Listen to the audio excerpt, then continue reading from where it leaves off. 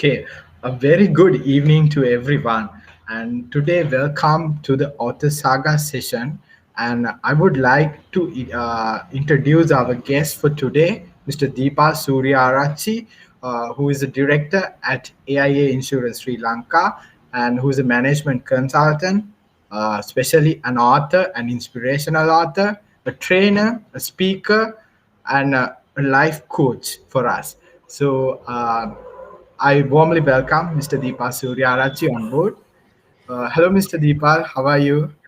Very good. Thank you for inviting me to join this very interesting Right. gathering. Okay, you're welcome. I will just give a brief about Pick a Book and what we do in Pick a Book. So, Pick a Book is a global movement with the initiative of helping people to read books and transform lives. So, this author saga has been there for a few months now, and we are by this author saga program, what we have planned to inspire new authors to become experienced and knowledgeable authors in the future. So, first of all, I would like to ask Mr. Deepa about a little bit about his childhood, whether you were always a reader or a writer, or did you had any hobbies other than reading or writing? Just wanted to ask you as the first question. Okay, I was a very naughty child to begin with, and I was an average student, not the best student in the class. But I always loved telling stories. And yes, I was, I think, I was lucky for the teachers to spot my talent. I wanted to join the music class. Then the master realized that I cannot sing at all. So without hurting me, he slowly said, if you want to do science, why don't you join the arts class so that you can learn how to draw by looking through the microscope. So when I went to the arts class, art teacher asked me to do an elephant. And I drew an elephant and he knew my talent of drawing is also very limited. And this art teacher used to do some articles for a magazine at that time about European artists, right? And I started reading them very carefully. Then he said, writing. I said, yes, sir. Already when I was in grade 6, I had edited a handwritten magazine. Oh, is that so? And then he inspired me. The master called Sahil Sen. I still respect him. He's no more. And he's the one who inspired me to write. So I became a Mihira newspaper reporter. So the first time one of your reports get published in the newspaper, so it's thrill, right? I mean, but we don't know how many likes we got because it was a different era. So yes, I did write, and then I moved into advertising after a few steps in my career, and then I was a copywriter, TV production, we call it story writer, and I've written songs and things like that. So I've been writing throughout. Yeah. Okay, so And that was I've been a good reader. yeah, so that was an interesting story. And there's this book called Sinhalem Business written by you. So I will before we go to the inward bound book, and I would just like to ask a few questions. What inspired you to write the Sinhalem Business book in 1989? Yeah, actually, this book was published in 2000, and in 1989 there was a youth uprising in the south, and thousands of young men and women were killed. And I used to come to work from Horror on the motorbike, and it was a very common sight to see burning young bodies on the roadside on tires. I don't think any of you have seen this. This really moved me because I was from a village and some of these boys I knew.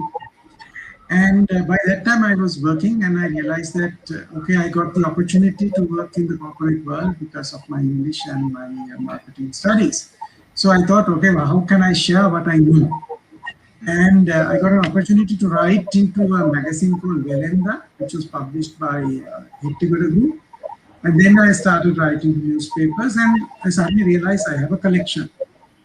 And my father died when I was 20. I just started work. And I promised my mother on his 10th death anniversary, I will bring out this first book. So I had put the deadline before I did anything. So somehow I managed to bring the book out, Single in Business, and it has six or seven books in the series. And these are all, this was probably one of the first books in Sinhala to take marketing and management thought into the Sinhala community. And that has really, I mean, the book is still in market. Fifth publication, fifth print.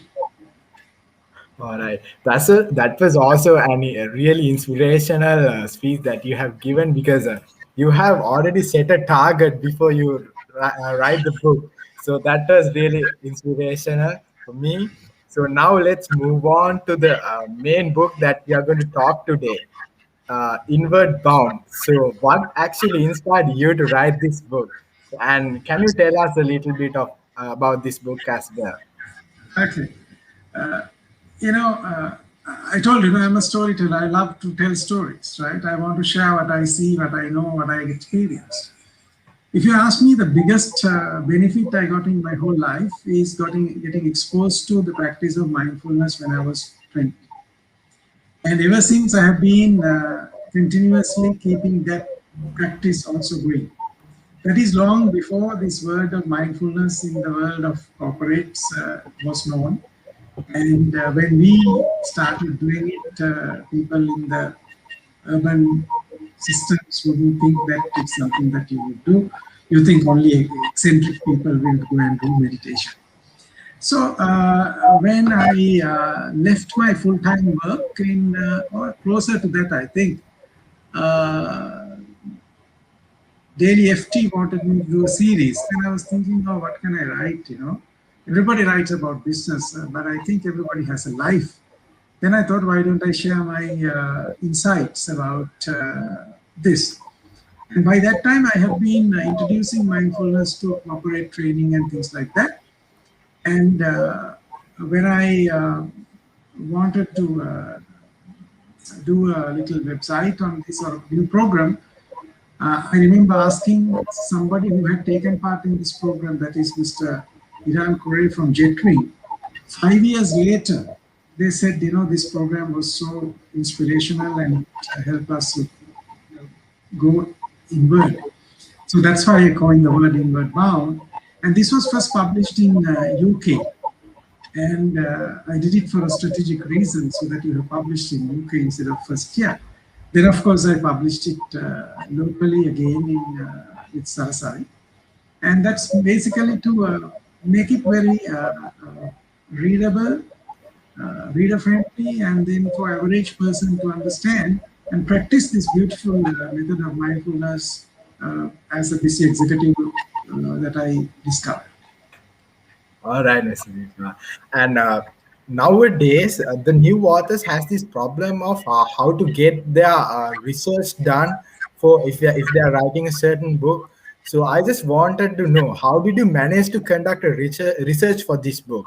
And can you share a little bit how it was, and was it on and off research, or was it continuous research? No, this is actually, if you really look at it, it's my own experience, and over, since 1980. So you're talking about 20 years of life practice. So that's the research. And if you look at the Single and Business book series, they of course had research from various publications and things like that. But there I converted them into local things. So most of my books are books that are straight from my heart, right? Things that I have experienced, learned, and practiced, right, with the management or otherwise.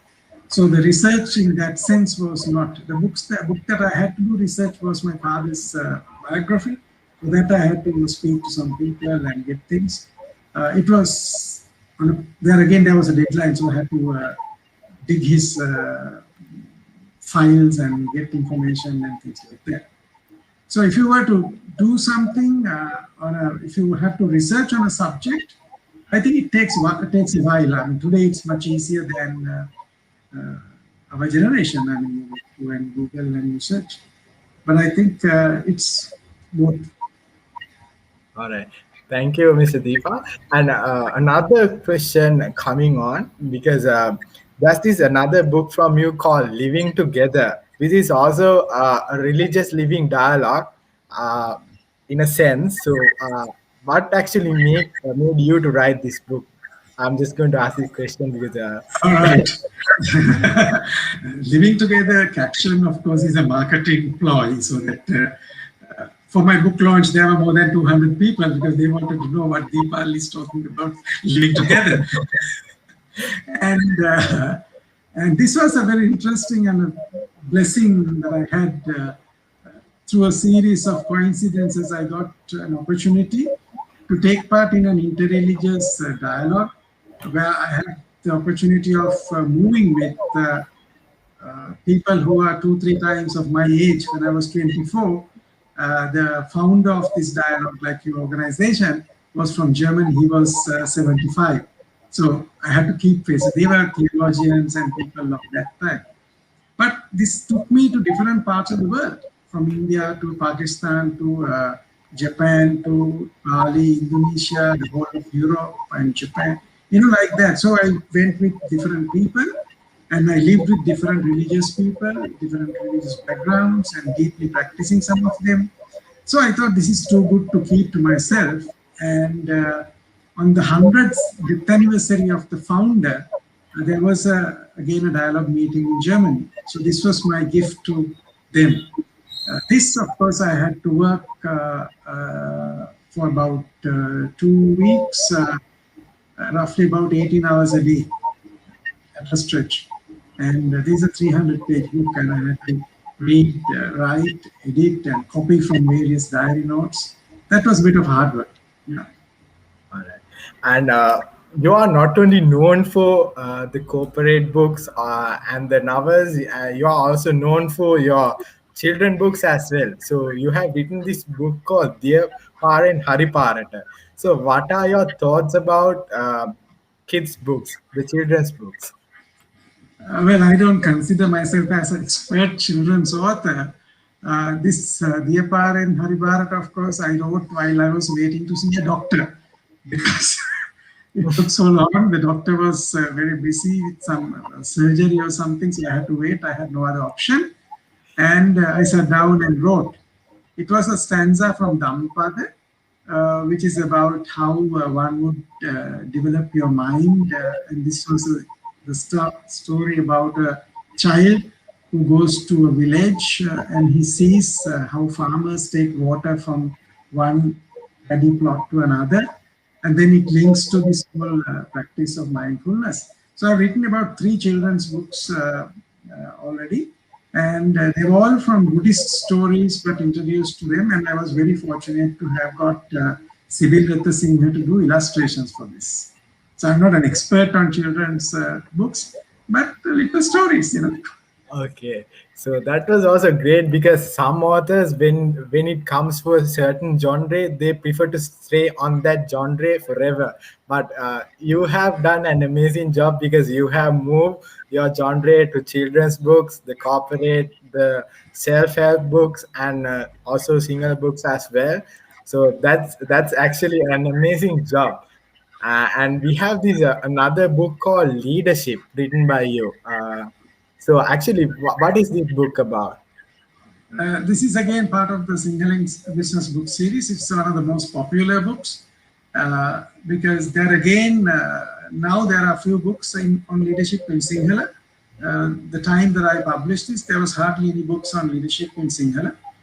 And what I did was I brought in examples from different spheres of leadership, the Eastern and Western, and from the local and international, but I distilled the core principles so that it could be applied in corporate leadership mostly.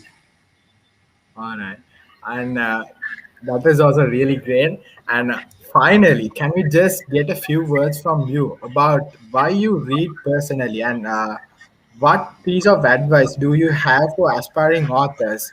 And any common traps that you might like to guide them through when they're Exactly. writing a book. If I if I advise myself, I think first, don't allow procrastination to, you know, postpone writing, right? And keep writing whatever that comes to your mind, right? When I say writing, it can be even typing it into your computer. But keep a notebook of whatever that comes to your mind, writing. And for example, these days I have this book, and every day, every now and then, I write some things that come to my mind. Like for example, I just wrote a few days ago, what we see as existence is nothing but constant change. Things like that come right. Secondly, discipline about writing. If you don't have discipline, you will never finish it. So best is to fix some deadline to do it. And the other important thing is, don't be in a hurry to publish though. Try to perfect. I just finished my latest book, Dhammapada workbook for children. It has a little modern interpretation of Dhammapada and some exercises to do. There again, I was lucky to get Sibyl Singh to illustrate. But I think I got it proofread and 7 times or 8 times. So I went to one of the experts in Dhamma and language, Tirukunnamalai Anandhamdu. So, somebody very, very good, and slight things even, to do that, which I hadn't done very well in my previous publications. So make it, then I told this a lady who was doing the book, I said, make every single page a masterpiece. Right? So if you think that every page should be a masterpiece, then you will end up writing something good. And it's not how quickly you finish your book and publish it, but do a very good job. So you have to be very happy with what you have done. And finally, find a good publisher. That's the difficult one, right? Self-publishing is good, but if you don't have a way of marketing your book, then it's a big investment and money doesn't come back. Right? There's a big margin in the books, but if you don't know how to distribute, the excitement of seeing your book in print is very good. But if it doesn't translate into a distribution, then you have a problem. And locally, getting a good book launch is a good way to launch the book, because initially you get a good traction for the book. But internationally, of course, there are people who do publications. If it's a good publisher, they will have a good program to help self-publishing authors. But of course, today you can publish on internet, and then you can publish for. I mean, there's so many opportunities. I mean, you all are experts on that than me. And I think new authors also will get good ideas from this as well. And finally, I would like to ask you just one question, and this question would be not just for new authors, for whole world, and the readers who are really interested in reading books. And what would be your idea or thought regarding reading? And what would be the advice that you can give to people who are willing to read books? You know, reading is fascinating. I remember reading Madaldu as a child, and I remember still the excitement and the feeling of stress when reading that he sees this, this pot of fire going around the island. I was scared as a child. But when I saw this on the movie, of course, directed by Dr. Lester James Peris, the whole thing was, you know, anticlimax. Because when you read, it leads into your imagination. For me, that's the most important thing of reading. Because when you, it is very easy to watch, then we are limited by somebody else's imagination. But when you read, right, it can create so much of pictures. So, and you can keep thinking about it. It's your own interpretation, right? And you can take your own time, right? You can ponder about it. It can be one word, one phrase, and start thinking, right? I was just reading a book called this Siddhartha's Brain, and he was describing the Buddha, right? The man who got enlightened under a Bodhi tree. And this author describes a young man, but he's frail. He's not strong as the statues that we see. Now, isn't it fascinating? Because he has been fasting for 6 years. And then in the next few weeks only, he became enlightened. So he can be so full of flesh within a few days, right? You see? So that is how he has written it. And the imagery can come.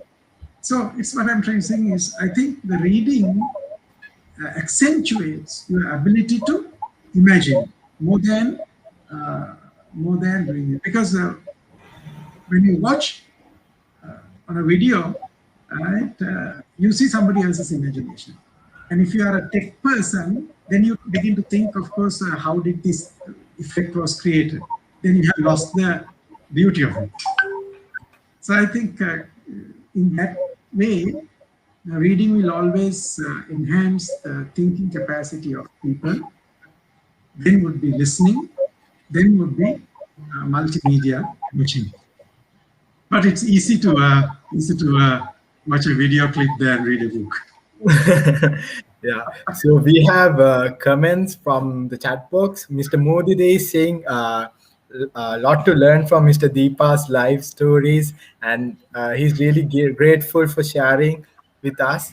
And I personally learned a lot of things from today's this session, and I would really like to thank Mr. Deepa Suryarachi for being with us for this amazing session that he has done. And thanks again, Mr. Deepa, and hope to see you again in the future. This was very, very satisfying, and I congratulate the team who has conceptualized this picker book. It's a brilliant initiative. Well done. Keep it up. All the very best to you. All right. Then everyone, hope to see you all again in a future Author Saga session. And until then, stay safe and good night.